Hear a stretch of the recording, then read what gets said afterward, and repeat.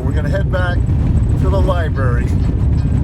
Hopefully Corn is still there, and hopefully Corn is still down to do a quick interview. We don't know. We're playing it by ear. Okay, so this is SLABS City Library, take 2. Knowledge is power.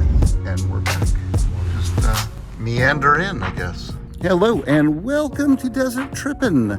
Today we are in the 3rd installment of our Back to the SLABS video 2024. We're here at Lizard Tree Library, occasional home of Cornelius VANGO. We're going to just go in and hopefully, if it's not too busy, we can set up some cameras, do a quick interview, and call it a day. Over and out. 3, 2, 1.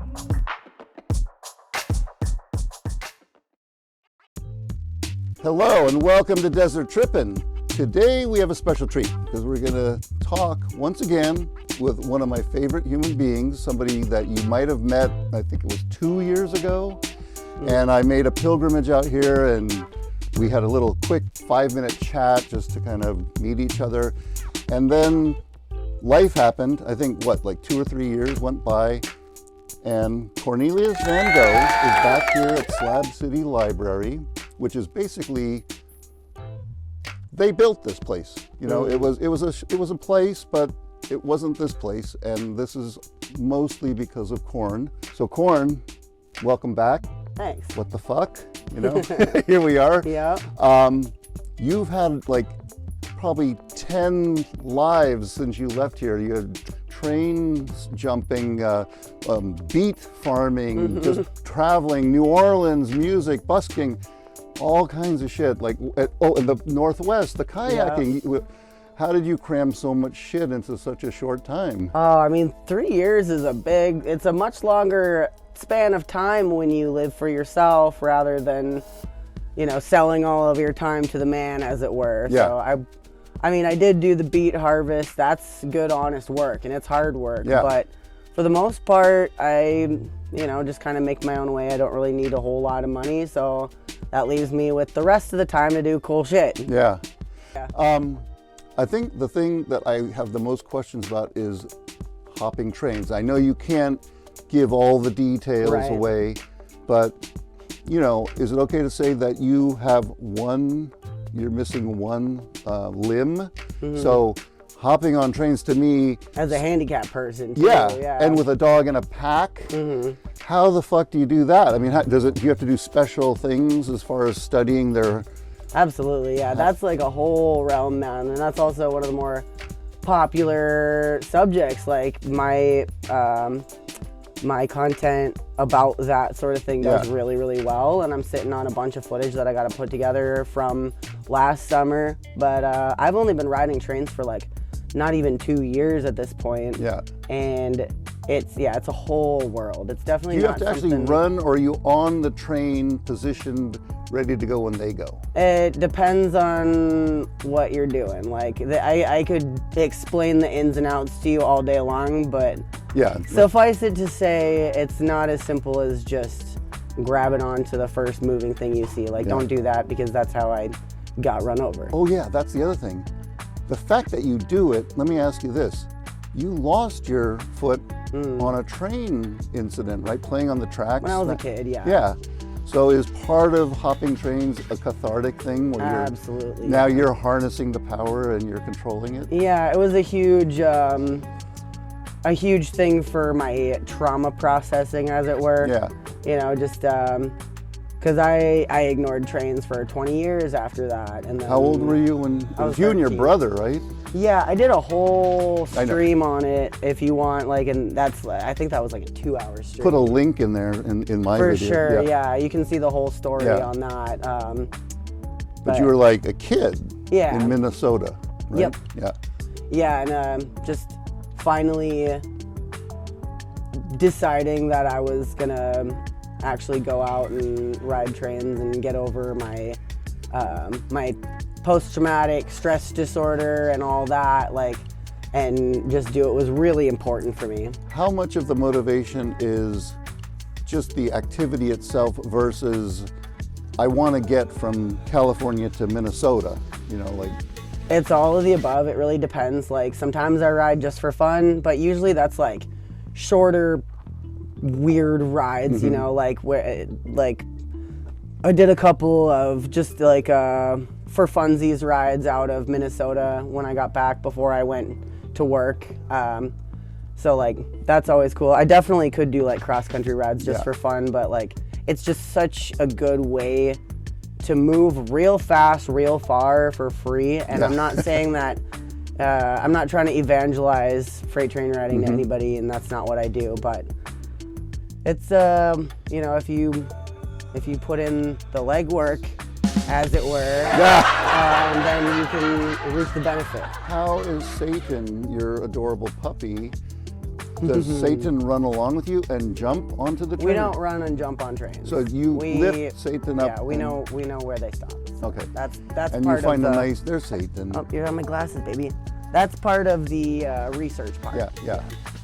Okay, so. Yeah, don't run on moving and jump on moving trains. Beet harvest.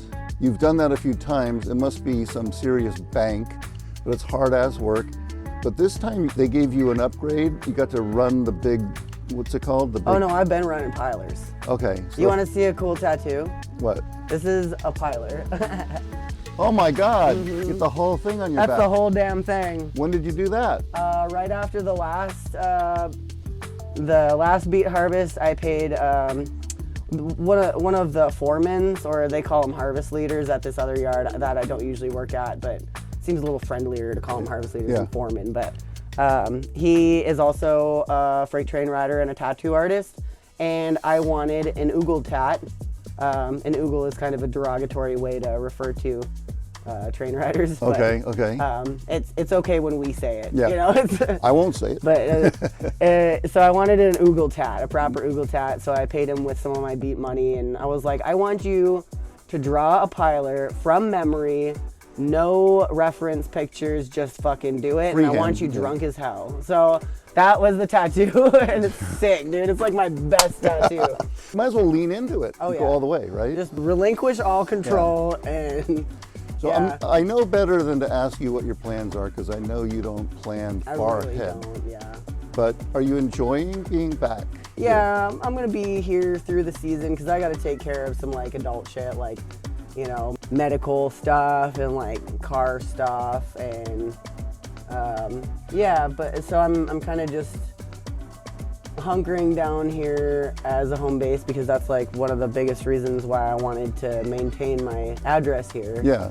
And you know, just come in and be Plus present. you have a whole support group of people here, right? Yeah, it's a great community, and this season has been so good for like community building. Like nobody's interested in any drama, because it's like, why would we care about this like high school drama within the community and our little society here? That's good. So everybody's just kind of having a good time. It's really nice. And it's probably unique to here, because there's other communities where they are still like bickering. Coming back from that. Well, I mean, you know, you got drama in every community. And it seems more chill here now. I don't know. It is. And like, also, this is not, like, this is my own personal speculation, but I do think that my drinking and partying habits really influenced kind of the drinking culture out here a lot. Yeah. You know, not like I was trying to like make being an alcoholic look really cool, but I do feel a little bit of responsibility for creating that environment. And now that there's a vacuum of that, now that I don't drink, it like you go to places and it doesn't, like, you can drink, nobody gives a shit, but it doesn't feel like. You look great, by the way. You've Thanks. lost a lot of weight. Well, a lot of that's hiking and getting on testosterone. Yeah, and not drinking. Not drinking, because I would like drink like, you know, a liter of whiskey at least a day just to stay well. That's a few thousand calories. Probably. That's like 7,000 calories, man. I know. A bottle of whiskey. I looked it up like after I quit, and I was like, holy fuck! Like I was being ignorant, but like that's crazy. And I wouldn't eat anything except for like the cleanest foods. And I would, you know, I'd be like so diluted that I'd be like, all I need to do is like eat cleaner and work out more, you know, like drinking, that's not gonna change anytime soon. So like, could you ever see a possibility where you drink socially, like a drink? For the last couple of years, I thought that I was able to do that, but like every time it just would turn back into fucking buying handles of whiskey again. So if you know your limit, you know your limit. So. Yeah, I don't mind being, like I went to a fucking bar for karaoke last night and like I don't feel weird or anything. Cause it's like, if I did, then I wouldn't have really recovered. Yeah. I'm just like keeping it away from me. Right. And that's different. Well, it's a decision. Yeah. It's like a decision you chose. You have to make it for yourself. Not like you're reacting to something. Right. Yeah. It's not like, oh, you brought booze around me and it's your fault I'm drinking now. And you know, it's a process too. I mean, if somebody quits and then they fall off the wagon, it's not, don't beat yourself up. Get back on the wagon. Exactly, like, guilt and shame are the cornerstones of addiction. So if you're beating yourself up, you're going to feel bad. And if you feel bad, you're going to relapse. Yep. I think we're losing light. Can you still see me on the... Yeah? That's probably brighter than these.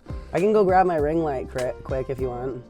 You know what? I think we got a lot of good information, and I don't want this to be our only conversation. I want to maybe come back down. You should. Actually, like, if you come out on a weekday, say like a Monday or a Tuesday when the library isn't open. Bring some whiskey.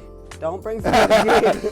The last time I came here, I think I brought you a bunch of booze, and you said, "Oh, I don't drink anymore." Yeah, I think, were you the one that brought like the fucking... Fireball and some rye? I did serve that though. I'm going to sign off while we still have I think it's still running, but I hope the audio worked. I never know if it's going to work, but... So this is Joe Bowie, Desert Trippin', signing off here with the amazing Cornelius VANGO. Please check out their channel on YouTube. Not that they need a bump from me. I'm hoping I can use a bump from them. A few of their, castaways, but their channel is a very amazing source of content, fascinating stuff. Corn, you're an inspiration. I think I laid it on kind of thick before, but I truly believe people give up in this world who face less shit than Cornelius, and Cornelius is just standing there kicking ass, and I love that about them. So, fuck yeah. Thank you so much. And this will be the first of other conversations, hopefully. Definitely. And this is Albert, Sober Dude 7. Nice. Sober Dude 7. He's helping me run the main master shot here. Trying to get up to 1,000 subscribers. I'm at about 740, 730 now. Oh, you're getting close. Yeah. Hopefully. I'm just a little bit ahead of you. Really? Yeah. Well, I'll give you guys both shout outs. Yeah. Thanks, you guys. Thanks. All right. Well, Corn. Joe Bowie, Desert Trippin', over and out in 3, 2, 1!